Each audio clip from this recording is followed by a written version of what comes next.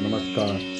नमो भागवताय वासुदेवाय नमः। आज भागवत के हम 7वें अध्याय पर हैं और यहाँ से प्रारंभ करें। हे पार्थ नंदन, मुझे असक्त मन वाला मेरे आश्रित होकर योग का अभ्यास करता हुआ तू मेरे जिस समग्र रूप को निसंदेह जिस प्रकार से जानेगा उसको उसी प्रकार से सुन। आत्मता के कारण जिसका मन भगवान की ओर आकर्षित हो गया है, जो अब प्रकार से भगवान के आश्रित हो गया है और जिसने भगवान के साथ अपने नित्य संबंधों को पहचान लिया है, ऐसे भक्त भगवान के समग्र रूप को जान लेते हैं। यह भगवान समग्र रूप है। भगवान कहते हैं, हे पार्थ, अपने समग्र रूप का वर्णन मैं इस ढंग से करूंगा जिससे तू मेरे समग्र रूप को सुगमता पूर्वक यथार्थ रूप से जान लेगा और तेरे सब संयम मिट जाएंगे। तेरे लिए मैं यह विज्ञान सहित ज्ञान संपूर्णता से कहूंगा, जिसको जानने के बाद फिर इस विषय में जानने योग्य अन्य कुछ भी शेष नहीं रहेगा। पारा तथा अपारा प्रकृति की स्वतंत्रता सत्ता नहीं है। यहाँ ज्ञान है और पारा अपारा सब कुछ एक भगवान ही है। यह विज्ञान है। अहम सहित सब कुछ भगवान है। यह भगवान का समग्र रूप ही विज्ञान सहित ज्ञान है।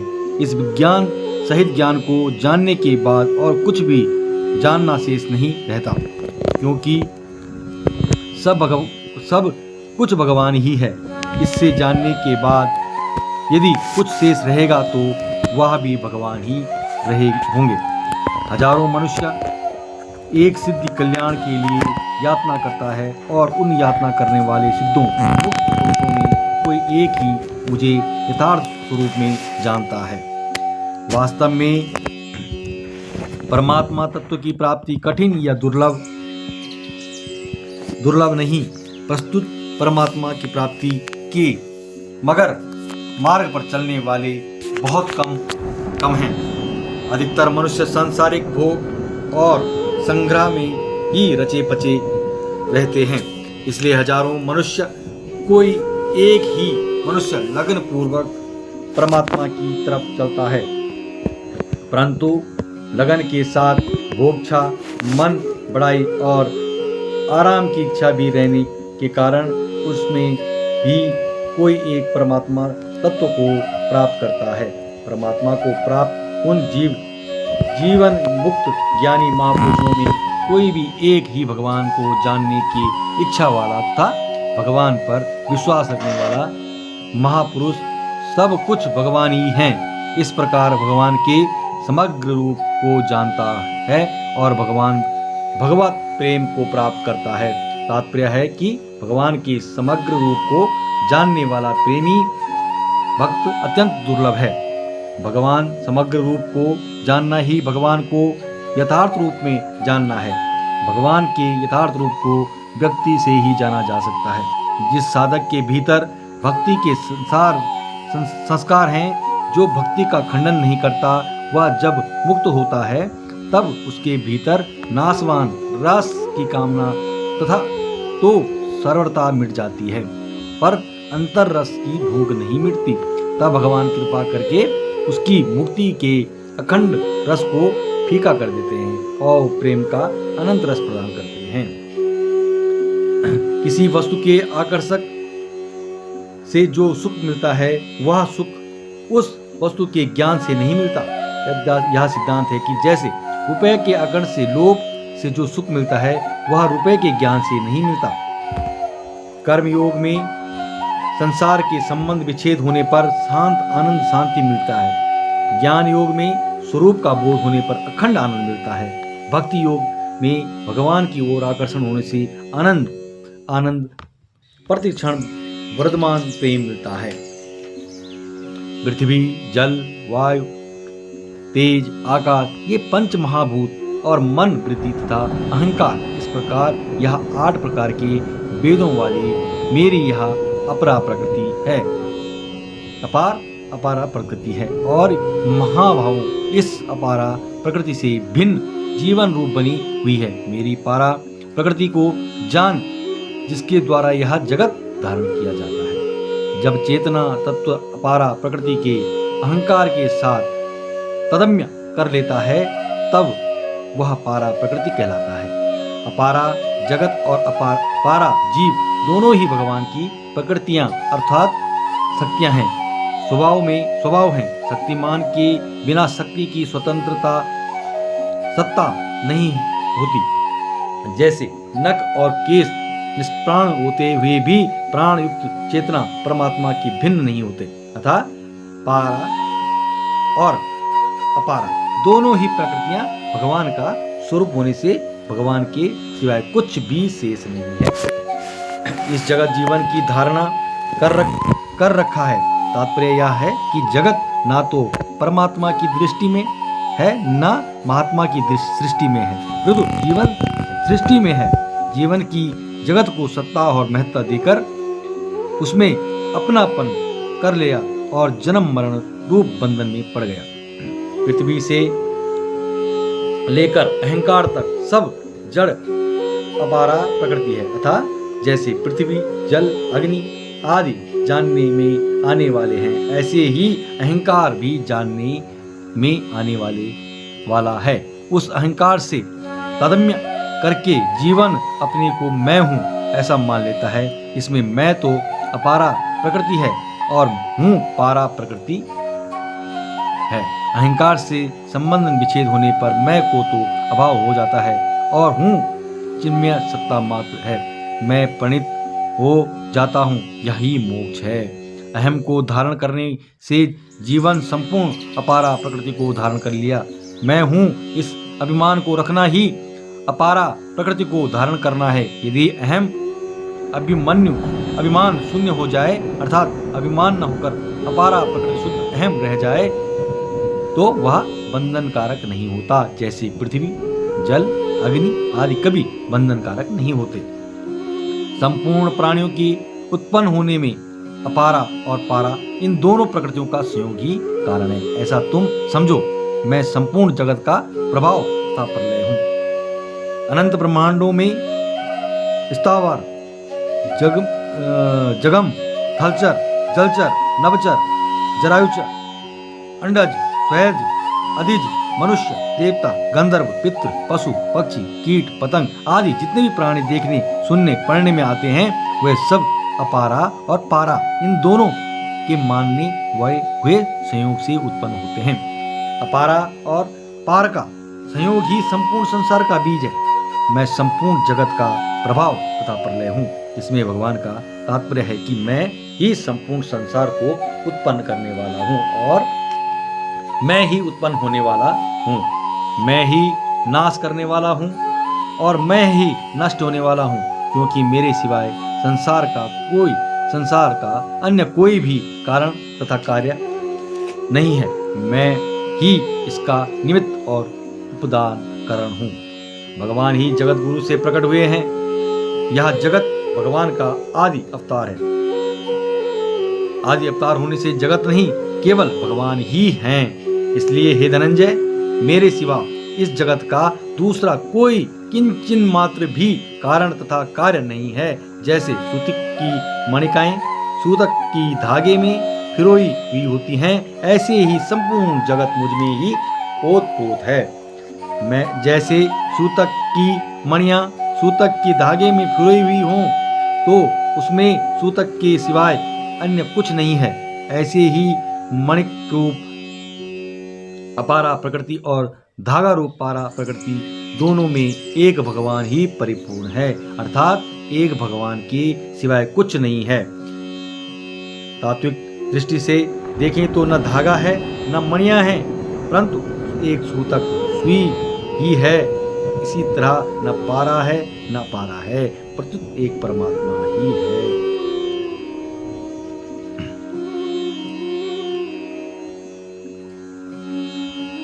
मेरे सिवा कुछ भी नहीं है, सब कुछ मैं ही हूँ। हे कुंती नंदन, जलों में रस मैं हूँ, चंद्रमा और सूर्य में प्रकाश मैं हूँ, संपूर्ण वेदों में प्रणव ओमकार आकाश में शब्द और मनुष्य में पुरुषार्थ में हूँ। सृष्टि की रचना में भगवान ही कर्ता होते हैं, भगवान ही कारण होते हैं और भगवान ही कार्य होते हैं। इस दृष्टि से रस, तन्मात्र और जल, प्रभा और चंद्र, सूर्य, ओमकार और वेद शब्द, तन्मात्र और आकाश, पुरुष और मनुष्य, ये सब के सब कारण तथा कार्य एक ही भगवान ही है। पृथ्वी में पवित्र गंध मैं हूँ और अग्नि में तेज मैं हूँ तथा संपूर्ण प्राणियों में जीवन शक्ति मैं हूँ और तपस्वियों में तपस्या मैं हूँ। गंध और पृथ्वी, तेज और अग्नि, जीवनी शक्ति और प्राणी, तप और तपस्वी, ये सब के सब कारण तथा कार्य एक भगवान ही हैं। हे पार्थनंदन, संपूर्ण प्राणियों का आनंदी बीज मुझे जान। बुद्धिमानों में बुद्धि और तेजस्वियों में तेज मैं हूँ। बीज और प्राणी, बुद्धि और बुद्धिमान, तेज और तेजस्वी, ये सब के सब कारण तथा कार्य एक भगवान ही हैं। अनंत अलग अलग ब्रह्मांड हैं और उसमें अनंत अलग अलग जीव हैं। उन संपूर्ण जीवों का बीज एक ही परमात्मा है। एक ही परमात्मा से अनेक प्रकार के प्राणी उत्पन्न होते हैं। लौकिक बीज तो वृक्ष उत्पन्न करके स्वयं नष्ट हो जाता है, परंतु अनंत सृष्टि उत्पन्न होने पर भी परमात्मा रूपी बीज ज्यों का त्यों रहता है। हे भारतवंशियों में श्रेष्ठ अर्जुन, बलवानों में काम और राग से रहित बल मैं हूँ और प्राणियों में धर्म से अविरुद्ध धर्मयुक्त काम मैं हूँ। सात्विक बल और बलवान, धर्मयुक्त काम और प्राणी, ये सब के सब एक भगवान ही हैं। तामसी बल और धर्म विरुद्ध काम क्या भगवान नहीं है? भगवान होते हुए भी ये तजय है, ग्रह नहीं, कारण कि तामसी बल और धर्म विरुद्ध काम के परिणाम स्वरूप दुख, पीड़ा, संताप, नरक आदि के रूप में भगवान मिलते हैं, जो किसी के भी अविष्ट नहीं हैं। और तो क्या हूँ? जितना भी सात्विक भाव है और जितने भी राजस तथा तामस भाव है, वे सब मुझसे ही होते हैं, ऐसे उनको समझो, परंतु मैं उनमें और वे मुझ में नहीं हैं। शरीर, इंद्रियां, मान, बुद्धि से जो सात्विक, राजस तथा तामस भाव, कीर्य पदार्थ आदि ग्रहण किए जाते हैं, वे सब भगवान ही हैं। मैं उनमें और वे मुझ में नहीं है। ऐसा कहने का तात्पर्य है कि साधक की दृष्टि सात्विक, राजस तथा तामस भावों की ओर न जाकर भगवान की ओर ही जानी चाहिए। यदि उनकी दृष्टि भाव गुणों की ओर जाएगी तो वह उनमें उलझकर जन्म मरण में चला जाएगा। संपूर्ण सात्विक, राजस और तामस भाव भागवत स्वरूप है या सिद्धि पुरुषों की दृष्टि से और भगवान उनमें और वे भगवान में नहीं हैं, यह साधुओं की दृष्टि है। किंतु तीनों गुण भाव से मोहित यह संपूर्ण जगत प्राणी मात्र इन गुणों से अतीत और अविनाशी मुझे नहीं जानता। जो मनुष्य भगवान को न देखकर गुणों को देखते हैं, अर्थात गुणों की स्वतंत्रता सत्ता मानते हैं, वह गुणों से मोहित हो जाते हैं। गुणों से मोहित मनुष्य गणात परमात्मा को नहीं जान सकते। यद्यपि परमात्मा का अंश होने से जीवात्मा भी गुणातीत है, यद्यपि गुणों को सत्ता और महत्ता देने से वह भी गुणमय जगत बन जाता है। इसी कारण इस श्लोक में जीवात्माओं को जगत कहा गया है। जगत बना हुआ जीवात्मा शरीर संसार को ही मैं, मेरा और मेरे लिए मान लेता है, क्योंकि मेरी यह गुणमयी देवी माया धूर्त है, अर्थात इससे पाना बड़ा कठिन है। जो केवल मेरे ही शरण होते हैं वे इस माया को तर जाते हैं। जो मनुष्य भगवान की गुणमयी माया, तीनों गुण की स्वतंत्रता, सत्ता और महत्व मानते हैं, उनके लिए इस माया से पार पाना बहुत ही कठिन है। यह गुणमयी माया है तो भगवान की मम माया पर जीव इसे अपनी और अपने लिए मानकर बांध जाता है। इस माया से पार पाने का सुगम उपाय है शरणागति, अर्थात किसी भी वस्तु को अपनी और अपने लिए न मानकर भगवान की और भगवान के लिए ही मान लेना। परंतु माया के द्वारा जिन ज्ञान गया है वह असुर भाव का आश्रय लेने वाले और मनुष्य में महान नीच तथा पाप कर्म करने वाले मूढ़ मनुष्य मेरे शरण नहीं होते। यद्यपि भगवान ने सभी को अपनी शरण में ले रखा है, परंतु भोग तथा संग्रह की आसक्तियों में रचे पचे मनुष्य भगवान की शरण न लेकर संसार की शरण लेते हैं और परिणाम में दुख पाते हैं। भगवान की माया ने सबको बांध रखा है, फिर मनुष्य बेचारा क्या करे। भगवान की माया किसी को भी नहीं बांधती, मनुष्य ही भगवान की माया को अपनी ओर अपने लिए मानकर बांधता है। हे भारतवंशियों में श्रेष्ठ अर्जुन, पवित्र कर्म करने वाले अर्थार्थी अर्थात जिज्ञासु और ज्ञानी अर्थात प्रेमी ये 4 प्रकार के मनुष्य मेरा भजन करते हैं अर्थात मेरे शरण होते हैं। पूर्व श्लोक में भगवान ने विमुख हुए मनुष्यों की बात कहकर अब भगवान के सम्मुख हुए भक्तों की बात कहते हुए कहते हैं, ऐसे भक्त 4 प्रकार के होते हैं, अर्थात जिज्ञासु और प्रेमी। जब तक संसार किंचित संबंध रहता है तब तक अर्थार्थी अर्थात व जिज्ञासु ये तीनों भेद रहते हैं, परंतु संसार से सर्वथा संबंध विच्छेद होने पर मनुष्य ज्ञानी अर्थात प्रेमी भक्त होता है। अर्थात अर्था और जिज्ञासु तीनों में भगवान की मुख्यता तथा सम्मुखता रहती है।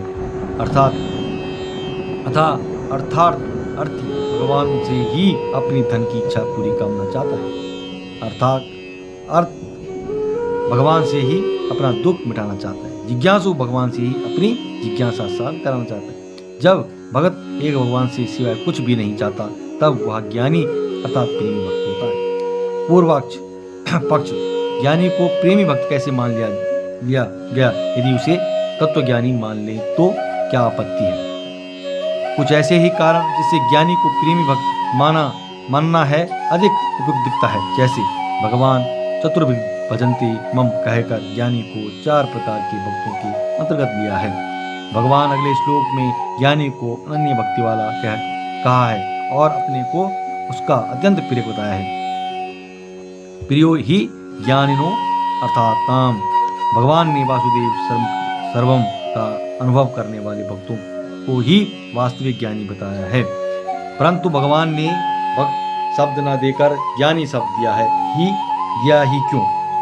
कोई यह नहीं समझ ले कि भक्त में ज्ञान की कमी या अभाव रहता है, इसलिए ज्ञानी शब्द देकर भगवान ने यह बताया है कि मेरे भक्तों में किसी प्रकार की कोई कमी नहीं हो रहती। तत्वज्ञानी को तो ब्रह्म का ज्ञान होता है, पर भक्तों को विज्ञान सहित ज्ञान का अर्थात समग्र ज्ञान को हो जाता है। उन 4 भक्तों में मुझ में निरंतर लगा हुआ अन्य भक्ति वाला ज्ञानी अर्थात प्रेमी भक्त श्रेष्ठ है, क्योंकि ज्ञानी भक्तों में अनंत प्रिय हूँ और वह मुझे अत्यंत प्रिय है।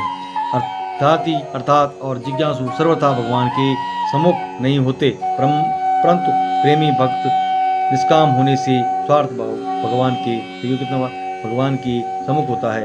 इस अर्थात ही अर्थ और जिज्ञासु सर्वथा भगवान के सम्मुख नहीं होते, परंतु प्रेमी भक्त निष्काम होने से सर्वथा भगवान के सम्मुख होता है। इसलिए भक्त और भगवान दोनों में परंपरा प्रतिक्षण विद्यमान प्रेम की लीला पहले कहे हुए सब के सब 4 ही भक्त बड़े उदार श्रेष्ठ भाव वाले हैं, परंतु ज्ञानी प्रेमी तो मेरा स्वरूप ही है, ऐसा मेरा मत है। कारण कि वह मुझ में अभिन्न है और जिससे श्रेष्ठ दूसरी कोई गति नहीं, ऐसे मुझ में ही दृढ़ स्थित है। अर्थात और जिज्ञासु भक्तों को उदार कहना वास्तव में भगवान की अपनी उदारता है। उनको उदारता कहने का तात्पर्य है कि वे संसार विमुख होकर भगवान के सम्मुख हो गए।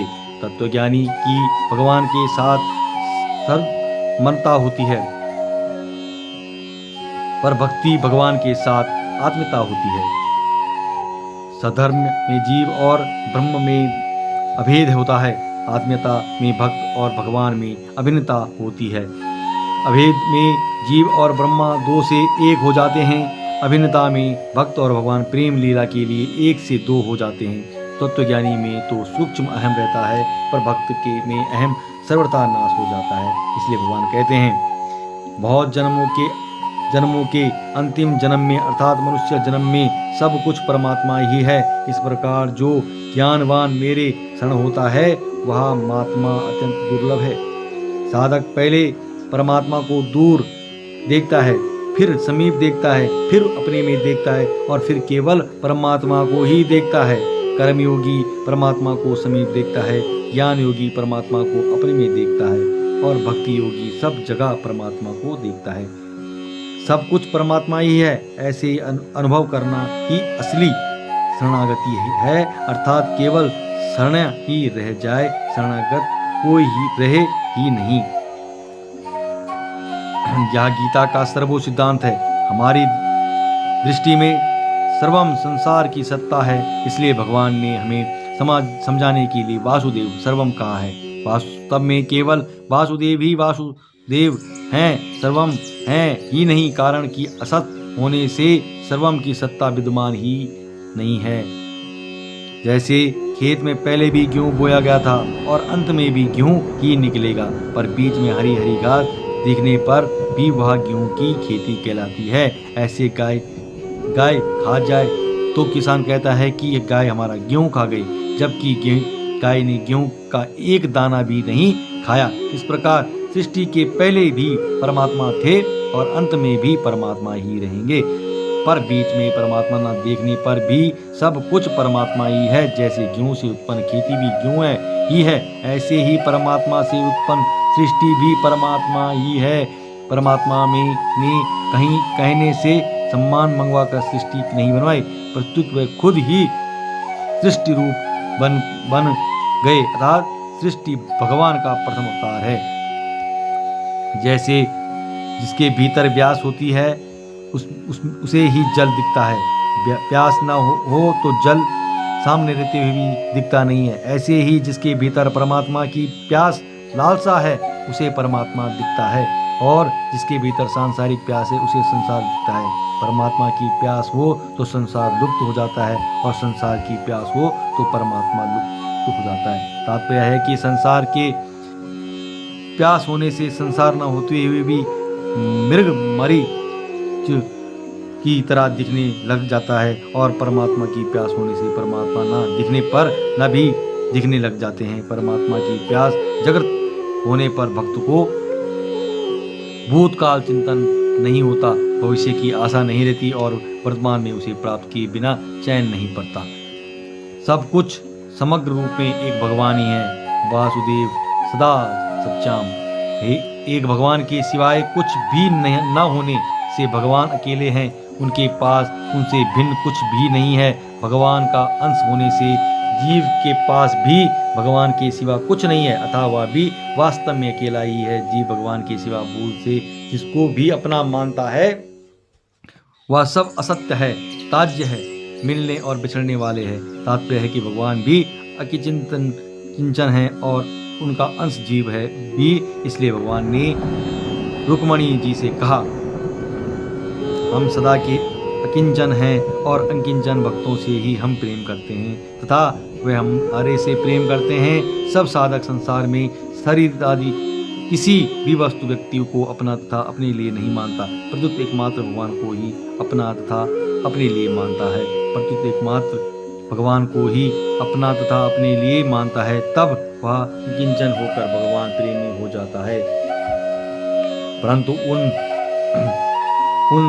कामनाओं से जिसका ज्ञान हरा गया है, ऐसे मनुष्य अपनी प्रकृति अर्थात स्वभाव से नियंत्रित होकर उस अर्थात देवताओं के उन नियमों को धारण करते हुए अन्य देवताओं के शरण हो जाते हैं। जो मनुष्य भगवान से विमुख हैं और संसार के सुख समुख हैं, वे अपनी सांसारिक कामनाओं पूर्ति के लिए अभिन्न देवताओं की शरण लेते हैं।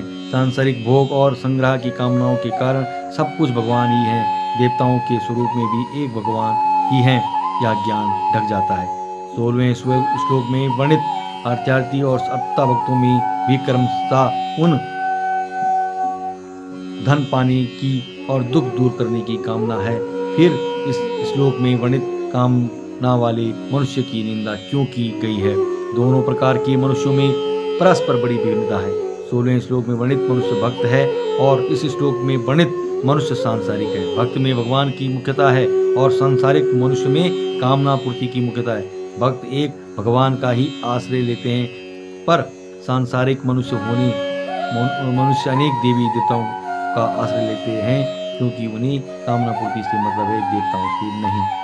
जो भक्त जिस भक्त देवता का श्रद्धा पूर्वक पूजन करना चाहता है, उस देवता में ही उसकी श्रद्धा दृढ़ कर देता है। संसार में प्राय देखा जाता है कि मनुष्य दूसरे मनुष्य को अपनी तरह लगना चाहते हैं। वे मुझ पर श्रद्धा रखें, मेरे शिष्य बने, मेरा सम्मान करें, मेरा संप्रदाय माने, मेरे आज्ञा माने आदि प्रथम सर्वोपरि होते हैं। वे भी भगवान के स्वभाव में यह बात नहीं है। जो मनुष्य जहाँ लगना चाहता है, भगवान उसे वहीं लगा देते हैं। यह भगवान का पक्षपात रहित स्वभाव है। उससे मेरे द्वारा दृढ़ हुई है श्रद्धा से युक्त होकर वह मनुष्य उस देवता की सम भावपूर्वक उपासना करता है और उसकी वह कामना पूरी भी होती है, परंतु वह कामना पूर्ति मेरे द्वारा ही विहित की हुई रहती होती है। मुख्य भगवान ही मनुष्य की श्रद्धा को उसकी इच्छा के अनुसार अन्य देवताओं में दृढ़ करते हैं और वे ही अन्य देवताओं के द्वारा मनुष्य की कामनाओं की पूर्ति करवाते हैं। यह भगवान की उदारता है, परंतु मनुष्य यही समझता है कि अन्य देवताओं की उपासना से मेरी कामना पूर्ति हुई है। वास्तव में सभी देवता भगवान के अधीन हैं। उन्हें कामना पूर्ति का अधिकार और सामर्थ्य भगवान का ही दिया हुआ है, परंतु उन तुच्छ बुद्धि वाले मनुष्यों को उन देवताओं की आराधना का फल अंत वाला नाशवान ही मिलता है। देवताओं का पूजन करने वाले देवताओं को प्राप्त होते हैं और मेरे भक्त मुझे ही प्राप्त होते हैं। जो मनुष्य सकाम भाव रखने वाले तथा देवताओं को भगवान से भिन्न समझने वाले हैं, उन्हें नाशवान फल की प्राप्ति होती है। जीते जी तथा मृत्यु के बाद उन्हें जो पदार्थ लोक आदि मिलते हैं, वे सभी नाशवान अर्थात मिलने बिछड़ने वाले होते हैं। ऐसे मनुष्य अपने आप को कितना भी बुद्धिमान समझने पर वास्तव में वे अल्प बुद्धि वाले होते हैं। अर्थित भक्तों को नाशवान धन की प्राप्ति होती है, फिर उसमें और देवताओं का पूजन करने वालों में अंतर क्या हुआ? नाशवान धन आदि मिलने पर भी अर्थात भक्तों में मुख्यतः महत्ता भगवान की ही रहती है, धन आदि की नहीं। इसमें अर्थार्थी भाव तथा अर्थार्थ भाव तो गौण होता है, पर भगवत मुख्य होता है। इसलिए समय पाकर उनका अर्थार्थी भाव तथा अर्थार्थ भाव भी मिट जाता है, टिकता नहीं है। परंतु देवताओं की उपासना करने वाले सांसारिक मनुष्य हृदय में धन आदि की मुख्यता और देवताओं की गौणता रहती है। बुद्धिहीन मनुष्य मेरे परम अविनाशी और सर्वश्रेष्ठ भावों को न जानते हुए व्यक्त मन इंद्रियों से पार मुझे सच्चिदानंद परमात्मा को मनुष्य की तरह शरीर धारण करने वाला मानते हैं। सत्काम भाव देवताओं की उपासना करने वाले मनुष्य भगवान को साधारण मनुष्य की तरह जन्मने मरने वाला मानते हैं, इसलिए वे भगवान को उपासना नहीं करते। वास्तव में भगवान अव्यक्त भी हैं, व्यक्त भी हैं और अव्यक्त और व्यक्त दोनों परे निरपेक्ष प्रकाशक भी हैं। यह जो मूढ़ मनुष्य समुदाय मुझे आज और अविनाशी ठीक तरह से नहीं मानता, उन सबके सामने योग माया से अच्छी तरह ढका हुआ मैं प्रकट नहीं होता। भगवान अवतार काल में सबके सामने प्रकट होते हुए भी मूढ़ मनुष्यों को भगवान रूप से न दिखकर मनुष्य रूप से ही दिखते हैं। मनुष्य अपने भावों के अनुसार ही योग माया से ढके हुए भगवान को देखते हैं। भगवान अलौकिक होते हुए भी योग माया से ढके हुए रहने के कारण अलौकिक प्रतीत होते हैं। हे अर्जुन, जो प्राणी भूतकाल में हो चुके हैं तथा जो वर्तमान में हैं और जो भविष्य में होंगे, उन सब प्राणियों को तो जानता हूँ, परंतु मुझे भक्त के सिवाय कोई भी प्राणी नहीं जानता। भगवान की दृष्टि में भूत भविष्य वर्तमान काल का भेद नहीं है। काल की सत्ता जीव की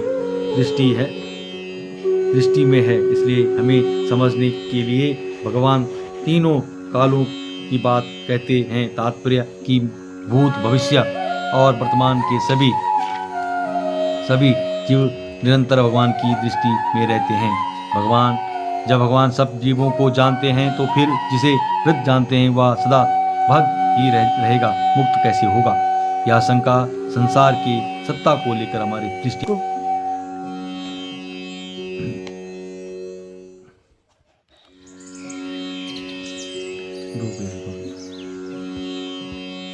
भगवान तथा उनके भक्त दोनों ही की दृष्टि में भगवान के सिवाय अन्य कुछ नहीं है ही नहीं। बंधन और मोक्ष जीव की दृष्टि है, तत्व से बंधन है न मोक्ष है, परंतु केवल परमात्मा ही है।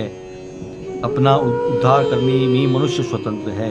कारण है कि भारतवंश में उत्पन्न शत्रुपान अर्जुन इच्छा राग और द्वेष से उत्पन्न होने वाले द्वंद्व मोह से मोहित संपूर्ण प्राणी संसार में अनादिकाल से मूर्ता को अर्थात जन्म मरण को प्राप्त हो रहे हैं। राग द्वेष द्वंद्व से ही संसार का संबंध दृढ़ होता है और मनुष्य परमात्मा से विमुख हो जाता है।